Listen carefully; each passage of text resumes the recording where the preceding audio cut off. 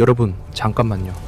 동아시아 역사상 가장 강력한 제국 중 하나, 무려 705년간 살아남은 나라. 수나라 황제가 113만 대군을 몰고 왔다가 처참하게 실패한 나라. 그 나라가 단 2년 만에 사라졌습니다. 더 믿기지 않는 건 그 이유입니다. 외적이 무너뜨린 게 아닙니다.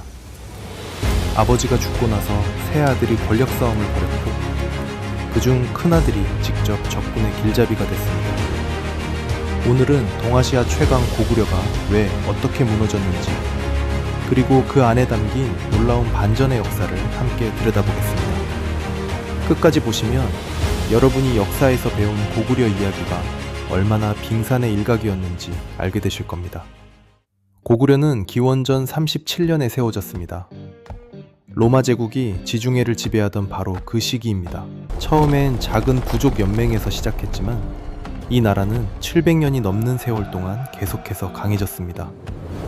그 정점이 바로 광개토대왕입니다. 391년 19살에 즉위한 이 왕은 재위 22년 동안 동쪽으로 동부여, 서쪽으로 요동반도, 북쪽으로 거란과 숙신, 그리고 남쪽으로 백제까지 압박하며 사방으로 영토를 넓혔습니다.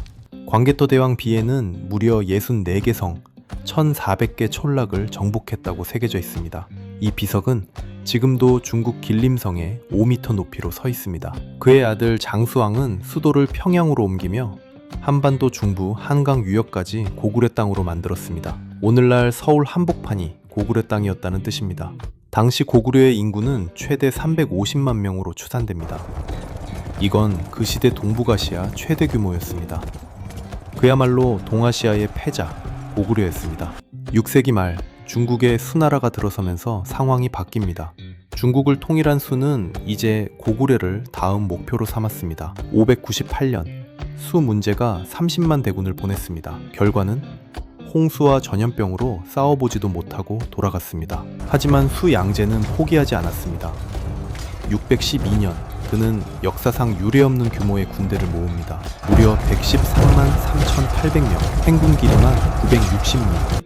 출발부터 도착까지 40일이 걸렸다는 군대입니다. 그런데 고구려 장수 을지문덕은 이 113만을 살수해서 기다렸습니다. 고구려군은 퇴각하는 척 적을 유인하고 강을 건너는 순간 물을 터뜨렸습니다. 113만 명 중 살아 돌아간 사람이 몇 명인지 아십니까? 단 2,700명입니다. 생존율 0.24%. 인류 역사상 가장 참혹한 군사적 패배 중 하나입니다.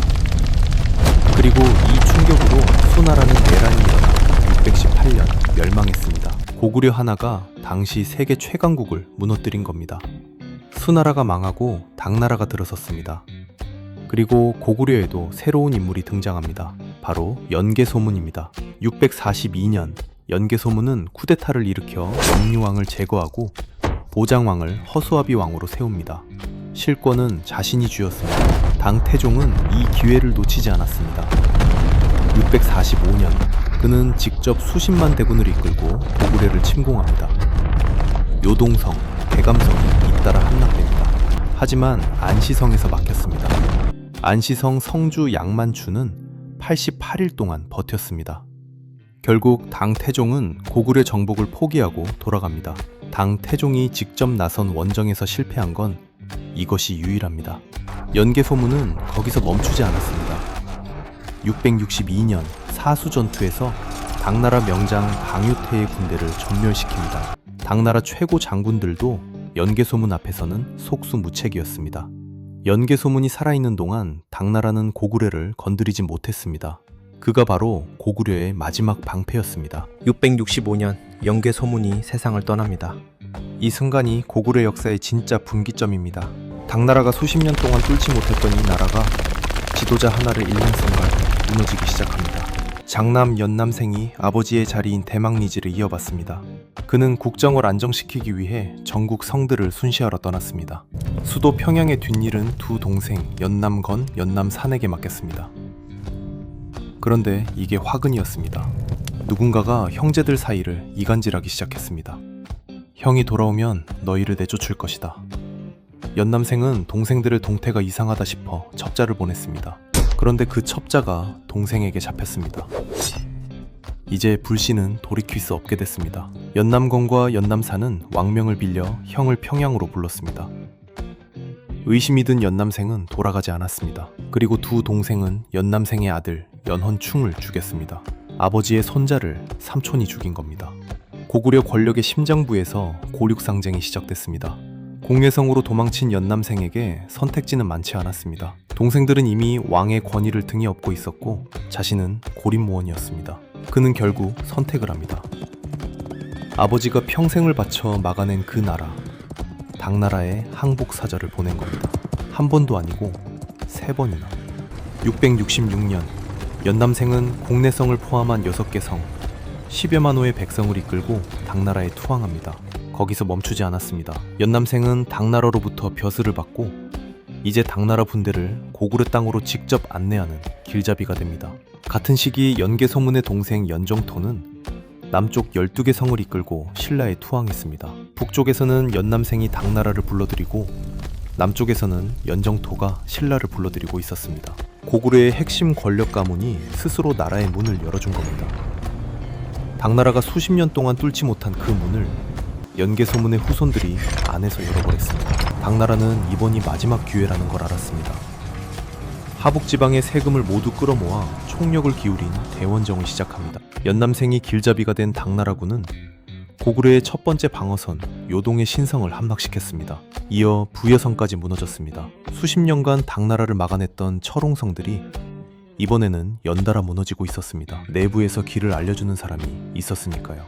668년 9월 나당 연합군이 마침내 평양성을 포위했습니다. 한 달이 넘는 공방이 벌어졌습니다. 그런데 성 안에서 또 배신이 나왔습니다. 연남건이 신임했던 장수 신성이 몰래 당나라와 내통했고 5일 뒤 성문을 열어버렸습니다. 연남건은 끝까지 싸우려 했습니다. 항복 대신 칼을 들어 스스로 목을 찔렀습니다. 하지만 죽지 못했고 사로잡혔습니다. 668년 10월 고구려가 멸망했습니다. 기원전 37년부터 시작된 705년의 역사가 형제간의 싸움 3년 만에 끝났습니다. 고구려가 망하고 나서 연남생은 어떻게 됐을까요? 그는 당나라에서 높은 벼슬을 받고 살았습니다.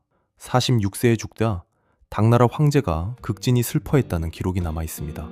그 반면 끝까지 싸웠던 연남건은 수천성 유배지에서 생을 마쳤습니다. 삼국사기는 이 형제들을 이렇게 평가합니다. 자기들끼리 싸우다가 나라를 말아먹은 것들. 외부의 적이 수십 년 동안 뚫지 못한 나라가 내부의 분열 앞에서 3년도 버티지 못했습니다. 스페인이 금이 넘쳐도 인플레이션으로 망했듯이 고구려는 최강의 군사력을 가지고도 내분으로 망했습니다. 역사는 반복됩니다. 강한 나라, 강한 조직, 강한 가족이 무너지는 방식은 언제나 같습니다. 밖이 아니라 안에서부터 시작됩니다. 고구려가 우리에게 남긴 건 광개토 대원 비만이 아닙니다. 분열이 얼마나 빠르게 700년을 무너뜨릴 수 있는지 그 냉혹한 교훈입니다. 오늘도 함께 해주셔서 감사합니다.